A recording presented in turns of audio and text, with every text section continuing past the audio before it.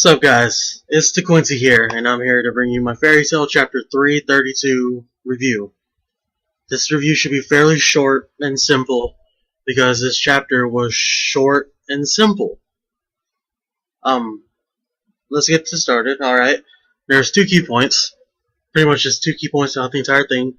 It was Natsu being the first key point, and then Future Rogue being the second key point.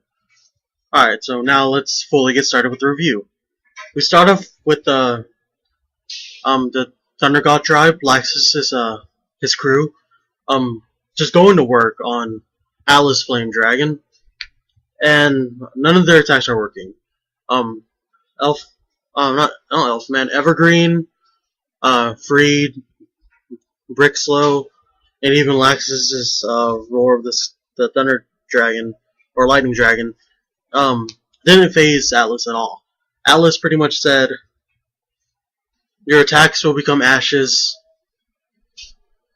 Pretty much, that's all. Your attacks, they don't work on me. They'll become ashes. Then Evergreen says, is there not a light dragon? I mean, not a light, that's Sting, but a water dragon slayer somewhere. And then Brickslow was looking in the sky saying, well, there's not a water, but if you want the fire one, he's right there. Natsu comes flying out from the sky.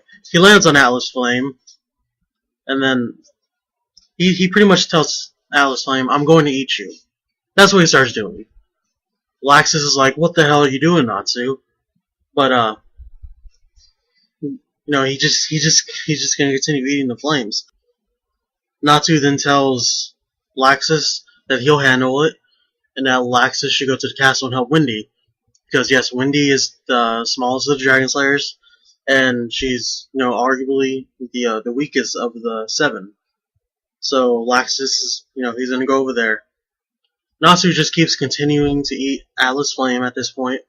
Atlas Flame tries to get him off by running to buildings, shaking his head, trying to throw him off. And then he gets a sensation that he's felt this before. And then we get a panel of Ignil on top of Atlas Flame. Then, like, out of nowhere, he gets to the conclusion that Natsu and Ignil must be related.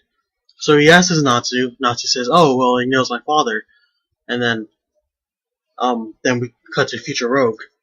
Future Rogue is on top of Mother Greya and pretty much looking out to the city, saying, well, these dragons are so powerful, I can even take that, we can even destroy that of Agnologia with the power of the dragons. He's saying he will become the new Emperor of the Dragons, or the new king born from the Dragon Festival. All the light in the world, or all the shadows in the world become light, and the light will illuminate the world. Something like that. He gives a speech, and then Natsu comes back. Natsu says, we don't need that light. We don't need that darkness of the light. Something like, or in that area. He says the light that we need comes from our heart. And he is riding on Atlas Flame.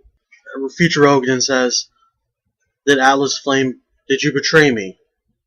And Atlas Flame says, the son of my dear friend, I will help him out. So, Atlas Flame just gave in to the Nakama.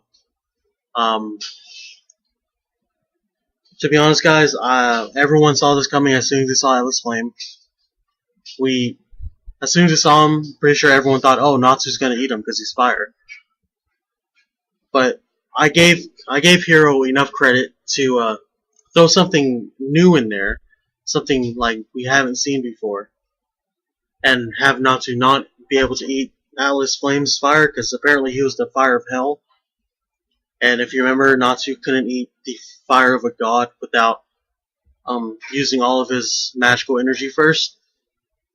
So I didn't like that. Overall, I didn't like this chapter at all. To me, it was worse than last week's chapter. only because it was so predictable, and we saw everything that was going to come in this chapter, like 10 chapters ago. It looks like Future Rogue is going to lose because Natsu's getting a power boost from Atlas Flame. And one thing, you guys have probably already noticed this, but it seems words are more powerful than magic in Fairy Tail. Because, if you remember, Future Rogue, who's overpowered as fuck, had a dragon manipulation magic, which, he used to manipulate all the 7 dragons. With just the words, I am Ignil's son, or Ignil is my father, Atlas Flame broke free of that, and became Natsu's dragon, pretty much, in this battle. Like, he was like, oh, well, fuck me, he's Ignil's son, I'm going to help him. Manipulation clearly means nothing in Fairy Tail. Magical presence clearly means nothing in Fairy Tail. Doesn't matter how strong you are. If you just have words, everything will be okay. I'm like, just have words and you'll be fine. Alright guys, like I said, quick review. I'm not gonna get into a rant. This pretty much does it for the review. There won't be a basic FAP. This chapter was just overall terrible. On a scale from 1 to 5, I give it a 0. I would give it less than a 0, but we did see Cobra and Gajil. Gajil has a dragon to fight. We didn't see Rogue. I wonder what he's doing. Seeing Laxus was good, but, I would have liked to see Rogue, Gajil, and Cobra fight more in this chapter. But that does it for the review. And yes, it is a fairly quick review. Surprising, right? And I know a lot of you may not agree with me. You guys might think it's an amazing chapter. I personally did not. I'm doing my job as a reviewer to not be biased towards the chapter. Or, you know what I mean. I don't want to give it a good review just because it's Fairy Tail and the dragons. I'm looking for a story standpoint, and right now in the story, it took a huge downfall. With the fire dragon's flames, or quote unquote hellfire, not affecting Natsu at all, and him being able to eat it with ease. So, again, guys, I said I wasn't going to get into a rant, and look, I got into a rant. But, I'm sorry, alright? That does it for this review. Check out the links down below. Be sure to rate, comment, subscribe. If you comment, I'll try to comment back as fast as I can. And I'm signing out. Adios, otakus.